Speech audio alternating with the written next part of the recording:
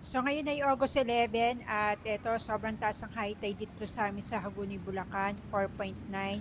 Pero thank you Lord dahil gumana ang aming flood control o yung pinagawa naming harang dito sa bahay namin na tindahan. Kung dati nagtataas kami ng mga gamit dito sa loob ng bahay namin, this time kahit papaano hindi na ganun katulad ng dati dahil ayan nga, meron na kaming harang dito sa pintuan ng bahay namin at tindahan.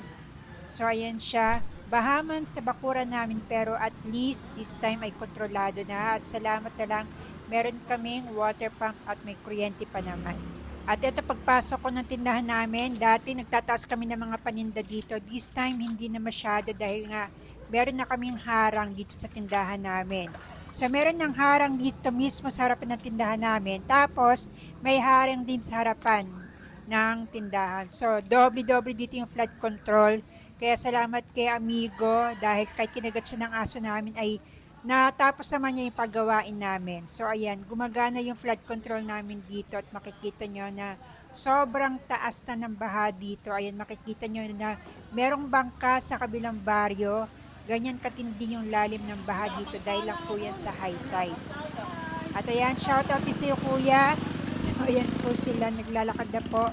Ang mga nakakabiyahing tricycle lang dito yung matataas o yung kolong-kolong. At ayan, makikita nyo na sobrang lalim ng baha dito. So, bakit nga ba sobrang taas ng baha dito nang dahil lang sa high tide? Iyan po ay epekto ng pagpapagawa ng napakataas kalsada dito sa bayan namin. Tapos, nandyan pa yung ginagawang airport dito sa Bulacan.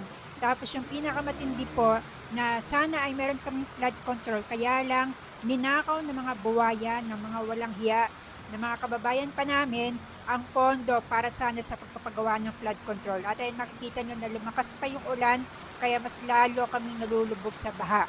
Kaya lahat ng mura ay masasabi namin sa mga nagnakaw ng pondo para sa flood control. Kaya sana lahat ng hirap na dinadanas namin ay bumalik sa inyo. Kaya nananawagan po kami sa DPWH kay Secretary Vince Dizon na sana naman po ay mabisita itong bayan namin ng Haguni, Bulacan kasi po sobrang hirap na po na dinadanas namin dito at kami po ay isa sa mga sobrang napuruhan ng mga buwaya dahil po sa pagnanakaw nila sa pondo para po sa flood control. At ito po, pati yung mga aso namin, kailangan ko pang ilikas, ilagay ko sa mataas sa upuan dahil po pati ang kanilang higaan ay nabababad na rin sa baha.